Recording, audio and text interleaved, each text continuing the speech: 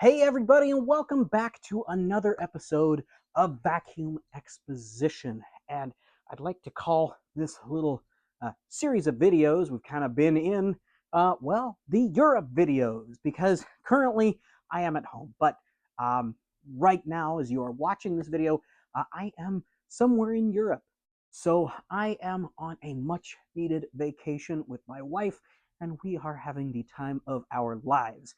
However, I did want to make sure that I got you guys content while I was in Europe so as not to interrupt my regularly scheduled programming. So, we, of course, are back with another cool one. I'm sure you saw it in the thumbnail there. So, let's get on to our video today and let's take a look at another really cool one. Well, everybody, like the last one, I, of course, had to look the part. So, I went ahead and dressed to impress with this fantastic and historical machine from the 1940s. Now, what we are looking at here is a very, very special model, the Hoover Model 60. Introduced in 1940, it went till about 1942-ish. This particular machine was the trendsetter.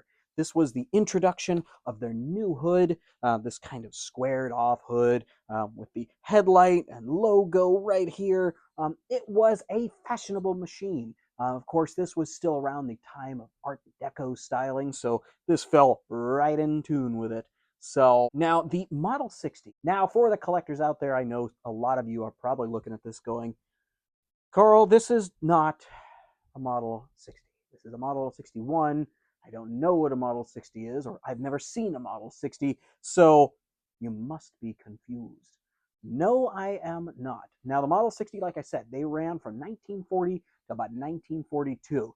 For those that don't know what happened in 1942, definitely go back and crack open your history book and then take a look.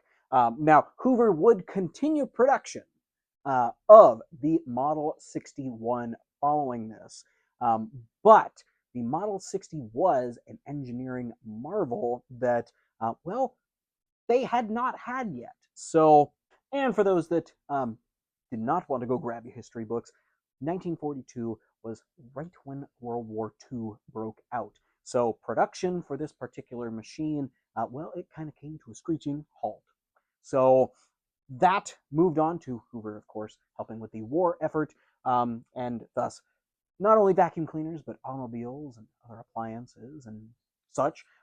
They kind of stopped production too to aid the war effort. So this particular machine was, Hoover's last pre-war upright that came out. Now, I know you're probably still in disbelief. Carl, this is not a Model 60. It's a 61. Allow me to show you. Now, for those that are taking a look, and I'll zoom right in there, at the handle, there's this little doodad right here. Normally, you wouldn't have a little doodad right there, but that's there for a very specific reason. And if you know the Model 60, then you know that it would have a foot pedal release for the handle right here, as well as a cutout in the hood. This does not. Now, the Model 60 was the introduction of the foot pedal, which overall made things a lot easier. Every Hoover before this and every Hoover after this would carry on that same design. This was the only Hoover that came out with a handle trigger in order to release the handle. So you would only be able to from up here. Ask me why this is difficult. Now, I actually have two Model 60s in my collection. The very first one I got from another collector, and it was considered a Model 60 Special. Now, I said the Model 60 was only made between about 1940 and 1942. However, when they halted production, they still had a bunch of this stuff lying around. So when they introduced the 61, they had all this. So what they sold it as was the Model 60 Special. So they put a different bag on it, kind of had more of a look of what was later to come. The bag, as I was told, was a dark black color with some green writing, which actually corroborates to the machine that I have because it actually does have that special bag on it. I was told they also got a different paint job to be darker, but This is an all original one, and it is, well, pretty dark brown, as you can see. But that is the difference between the 60 and the 60 Special. Now, the 61, of course, was a very popular model. Many people had that model. The sales on this machine, now, like I said, this was made in 1940 and went to 42. However, Hoover did really advertise the bejesus out of this machine. So they had ads with dogs, and they had ads with picket fences, and they had all kinds of things, and I'll show a couple of them right here.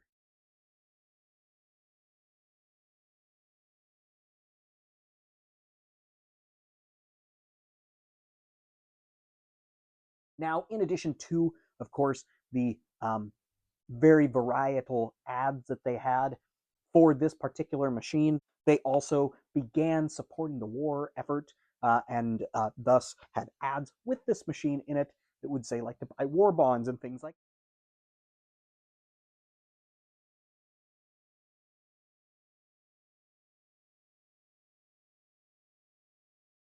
Hoover being an American company, they were all in when it came to supporting the war effort. Hence why they, well, sold this machine and then kind of stopped for a little bit to aid in the war. Now, with this machine being a limited production machine, these are quite rare, especially in all original shape like this one is. Like I said, I have two of these, one being kind of the Model 60 Special. It is not in nearly as good of shape as this one.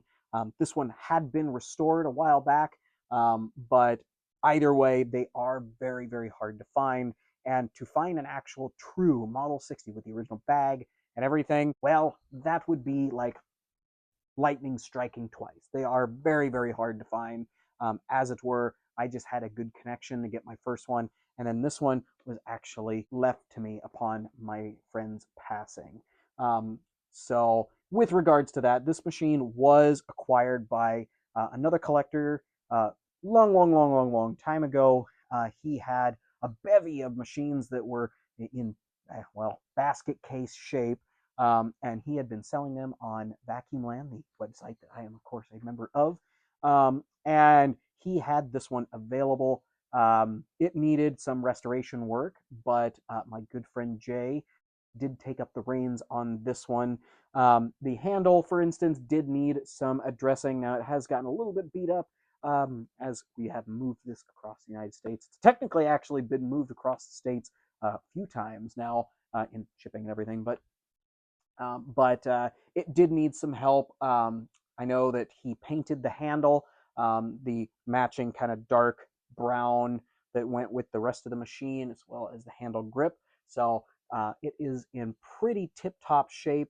Now, the original bag is not perfect, unfortunately.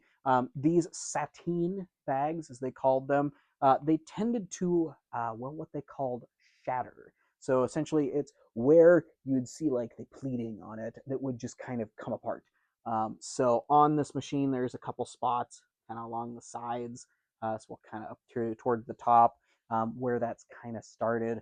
I've been meaning to try to, try to sew that back together, at least strengthen it back up so it doesn't do any more damage. But either way, it's held up really well. So this machine is, like I said, in pretty all original shape. It would have had a different cord on it. Looks like somebody had replaced it at some point. Probably a good idea, because anything from the 40s, well, you best change that out just in case. It's always great to have original cords, and I do believe in that fully. However, if you can find a way to use a different cord to be able to test and run things, just so that you're making sure you don't cause a fire or electrical problem, or at least blow a fuse, so that you don't want that. So, but it is truly a really cool machine. I absolutely love the look of it, and of course, he took very good care of it. This would have had an attachment set which had kind of a connector that went through the side down here, that would have kind of gone up under the motor, and of course hoses and things like that. I unfortunately don't have that for this machine, but it was meant to be an all-in-one, and with that trigger, it was meant to be kind of like a, well, I can only imagine it was like a foot saver, so just in case you stub your toe or anything on the machine, which they ended up doing later anyways, so I guess oh well to that. Now, when I got my very first one, it was actually kind of frustrating because with that little trigger that's up there, it connects to a little thin piece of metal that goes all the way down to release that handle release. And if you don't have the handle in, you can't hit the handle release, and the bottom piece right here, it does not come undone. So, when my handle was still in transit, in order to put this, kind of fold it down, I had to dig in there with a screwdriver and kind of twist it around in order to get that to release so I could put it down, put it in the bin. Not this one, though. This one has always been together since my friend had it. So, but today will also be a monumentous occasion because it will be the first time this has fired up since he owned it. So, definitely looking forward to doing that. So, let's get on to our run demo for today and see how the old Model 60 does on the floor. Well, everybody, we have got the old Model 60 all plugged in and ready to go, and I am super excited to get this one going. Like I said, it's the first time this is fired up since my friend passed away, so definitely overdue for a run. So let's get to it and see how it does.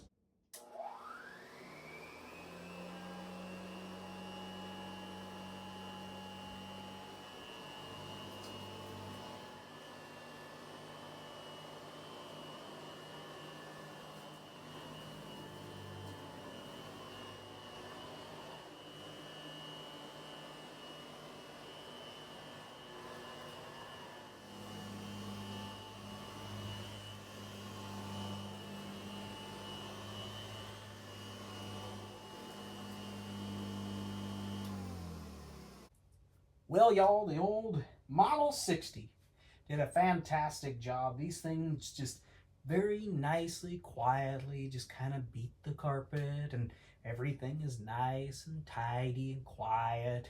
And, they're just so pleasant to use. I absolutely love using machines this old because they're not boisterous and loud and, hollering at you while you're vacuuming. They're just polite and they do the job, and they execute what has been asked. I hope you all enjoyed our little run demo for today. Well, everybody, I hope you all enjoyed our little video for today. And of course, I hope you all have enjoyed the videos that I brought to you guys while I'm in Europe. I know that I have continued on this kind of random content for a while now. But, it has been nice to kind of get back to just kind of doing whatever I feel like. This machine just happened to be, in a position where it needed to be shown, and thus put into storage here soon. But it is definitely a really, really cool machine, and I love firing up one of these old ones. And of course, in my friend's honor, it was very fun to be able to get this one out and pass it across the floor again. These things were designed to be workhorses, and well, they really were and still are in a lot of ways. For those that have these, as well as the Model 61, the 61 was a devoted vacuum cleaner for, the masses. So when it came down to them, they lasted forever. And I even had a duplicate that I had a few years ago that I put up on OfferUp for just kind of a I don't want to sell it price, Model 61. And I think I ended up making like a couple $100s on it because it was the same machine as the buyer's mother had, and he always wanted it back. And he ended up actually buying a couple machines off me that different him and his family member and mom also had. But either way, he wanted one of this kind of style machine again because they just worked so good, which I can't blame him. I mean, I fully believe in using older machines for daily drivers. Maybe not a 60 because these are quite rare, like I said, and the bag is quite fragile. But, they definitely have a lot of life left in them. And I absolutely love to hear them fire up for the first time in a long time and just kind of whir and run across the carpet. These groom so well, so it's definitely a fun one to get out. So, but anyways, well, I hope you all have a wonderful rest of your weekend, as well as a tremendous week next week. And we will catch you again next week. Same time, same place, same guy, different vacuum or vacuums. and we'll catch you again next week. Have a great rest of your day, y'all.